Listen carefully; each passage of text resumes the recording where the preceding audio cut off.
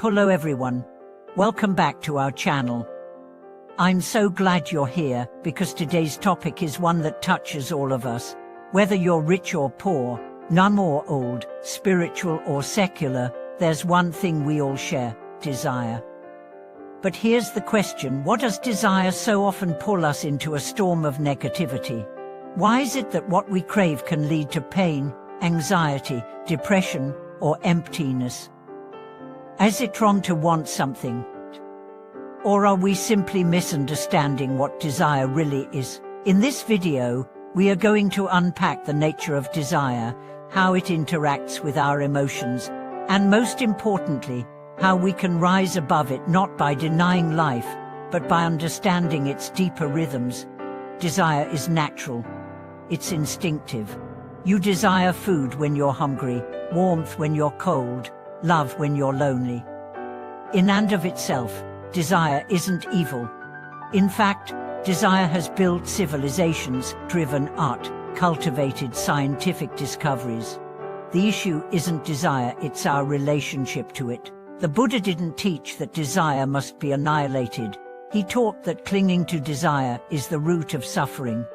Let's explore this more deeply. Imagine a man walking through a desert. He sees an oasis and runs toward it, but when he arrives, it vanishes. It was only a mirage. He walks further and sees another and another. Each time he runs toward the image, only to be disappointed. That's what clinging desire does. It keeps promising happiness just ahead, just around the corner, but when we arrive, the satisfaction is short-lived. Then a new desire rises, and the chase begins again. This creates a cycle. Buddhists call it samsara, the endless wheel of craving and dissatisfaction. We desire, we chase, we attain, we feel temporary joy, and then we crave again. And when we fail to get what we want, frustration, anger, envy, shame, fear.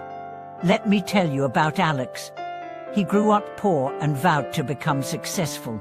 Through sheer determination, she built a tech company, became a millionaire by 35, and achieved everything he once dreamed of: fame, status, luxury. But one night, sitting in his penthouse apartment, he felt a hollow ache in his chest. He couldn't sleep, couldn't eat. Everything he owned felt meaningless. He told his therapist, "I got everything I wanted, but I feel more anxious now than I did when I had nothing." What happened? Alex confused external achievement with internal fulfillment. He thought desire would lead to peace. But in chasing it without inner clarity, he only created more noise. Desire itself is not the enemy. But when we tie our identity, our self-worth, our happiness to its fulfillment, we give away our power. We become slaves to outcomes, and in doing so, we lose touch with the joy of simply being. Let's take a moment to pause here. What desires are driving you right now? Are they creating expansion or contraction, peace or anxiety? Are they rooted in love or fear?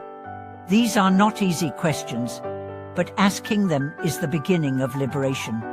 There's a difference between healthy aspiration and toxic craving.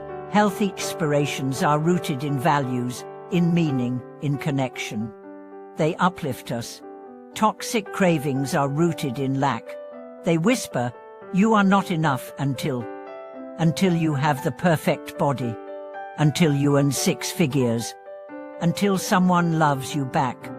And so we strive not from wholeness, but from deficit. And that deficit becomes a wound that never fully heals, no matter how many achievements we pile on top.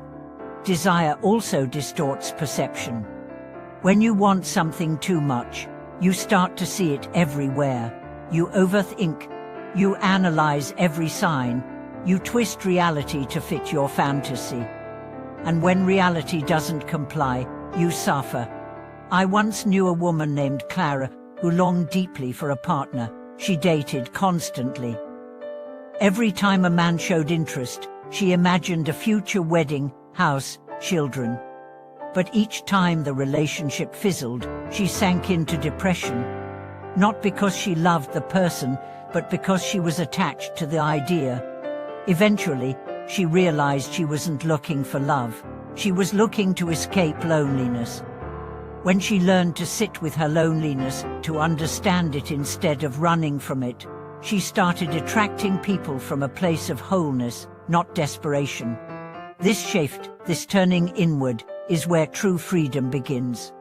The Buddha taught that to end suffering, we must understand its cause, and at the root of suffering is tanha thirst, not literal thirst, but the insatiable thirst of the ego. This thirst says more, more, more. But the path to peace says enough, already whole.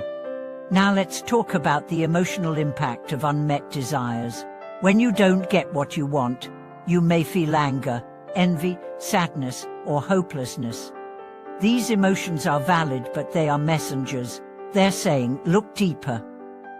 What are you really seeking? Often, what we truly want is not the object, but the feeling we believe it will give us. We don't want money, we want freedom. We don't want fame, we want love. We don't want power, we want safety. But if you chase the object without tending to the deeper need, you remain empty. So what can we do? First, we must observe our desires without judgment. When a desire rises, say, hello, I see you. Why are you here? Sit with it, feel it in your body. Don't run from it. Don't act on it immediately. Just watch. This creates space, and in that space, you reclaim your power. Second, practice gratitude. Gratitude is the antidote to craving. When you anchor yourself in what is already good, already whole, desire loses its grip. Each morning, before chasing the day, name 3 things you're grateful for. Not grand things, simple ones. The breath in your lungs, the warmth of sunlight, the kindness of a stranger. This rewires your brain. It reminds you nothing outside needs to change for you to feel peace. Third, cultivate contentment. Contentment doesn't mean you stop growing. It means you stop believing that happiness lives only in the future. It means you learn to dance with the present. Fourth, serve others. When you give, truly give your time, your attention, your love, something miraculous happens.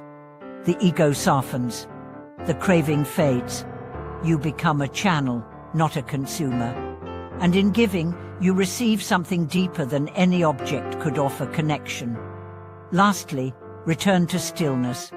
Meditate. Pray. Breathe. Let go. The more you quiet the mind, the more you realize you are already what you seek. The peace you chase is within. The love you long for is your own. The safety you crave is the silence behind thought. Desire will still arise. That's okay. It's human. But now, you meet it with wisdom. You smile. You bow. You say, thank you. But I no longer follow blindly. And in that moment, you are free. Thank you so much for watching this video. If this message touched you, please like, comment, and subscribe. Share your experience with desire, how it has helped you, hurt you, shaped you. We are all walking this path together, and remember, peace is not the absence of desire, but the presence of awareness. See you in the next video.